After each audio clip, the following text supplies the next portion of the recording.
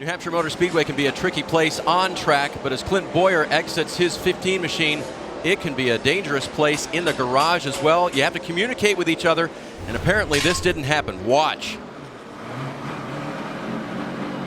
Jeff Gordon backs out. Right in the path of Clint Boyer, Kyle. Yeah, and look at his reaction when he comes into the garage stall. There he hits. Look at him holding his hands up. Give me a signal. Somebody give me a signal. Contributing to this, I think if you go back and look at that, the garage is wet. Look at the pavement. Look at the pavement. When he got ready to get, no matter what happened, and it was a miscue on somebody's fault there, whether it was Jeff's team and somebody wasn't talking to Clint or whatever. When he hit the brakes, the thing had to have slid some in the wet pavement. Here comes the good and the bad for Steve Wallace. First of all, the good, he's mixed up in this very fast draft, running very well on the low side of the racetrack. And that was all fine on the racetrack. They went back to the garage to make some changes on the race car, and on his way back out, he didn't make it to pit road. There was a big accident there. He got sideways and he went into the fence, and you can see an extreme amount of damage on that race car. They had to put it on a rollback and take it out of the racetrack. It's done for today, that's for sure. Thanks, some fireworks in the final laps and some fireworks back in the garage area too. Apparently, looks like the 78 transporter perhaps putting some I'm not sure it's not coming out of the 78 or the one.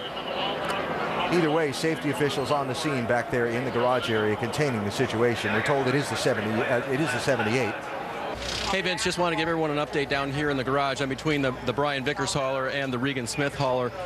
Everyone is okay. They were transferring the fuel from the dump cans they use on pit road actually into a reservoir in the back of the cab. That's where they store the extra fuel to go down the road so they can store the empty cans up in the top of the hauler. So everyone's all right, and there was just a quick fire. They got it all put out, and they'll go down the road a little battered in a lot of ways today, Alan.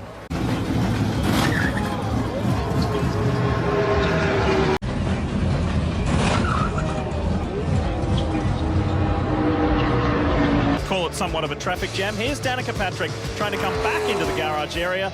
Meanwhile, to the right of our shot there's Sam Hornish Jr. He comes out, but he's already been hit. He's already been rear-ended by Cole Witt. Yeah, and this is nobody's fault. This is the way they've set up leaving and entering the garage area.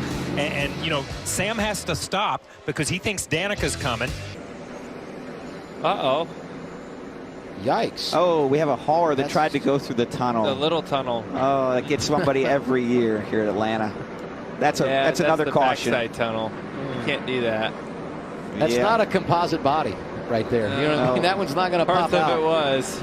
It's definitely not anymore. Hey, really quickly, this is an enormous caution for a couple of guys. One, Noah Gregson, who had taken the wave around.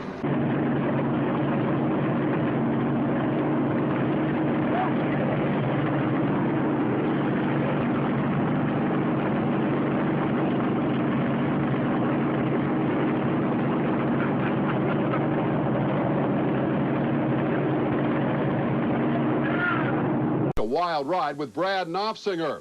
After the checkered flag in the open, he cut a tire and went careening across the infield. The car arced right through the gate and hit the pace car. Security guard Donald Ivy suffered a broken ankle in that mishap, which saw Knopfsinger unable to steer his bent-up race car. First pace car driver did a good job of backing out of the way so that Brad could hit the second one.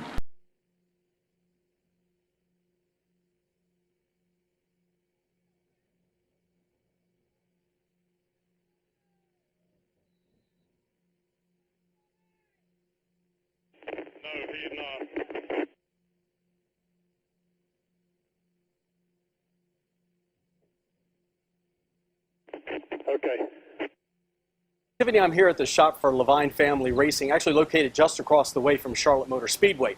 Now, as you mentioned in your lead-in, there was a fire here. It took place early Friday morning while the race team was in Kansas City getting ready for that race. So fortunately, nobody was here. By the time the fire department arrived, a significant amount of damage had been done, but they were able to control it before any more was done.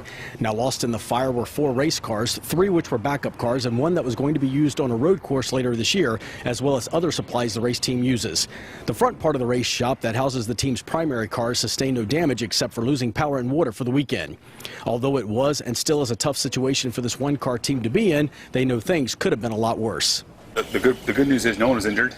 and the building is still standing, then we're working through the next steps of where we go and what we do from here. But like you said, the good news is no one was injured, and all of our employees are safe, and no one's harmed. As for how this impacts the rest of their race season, the 95 team says this fire has no impact on the team's competition schedule.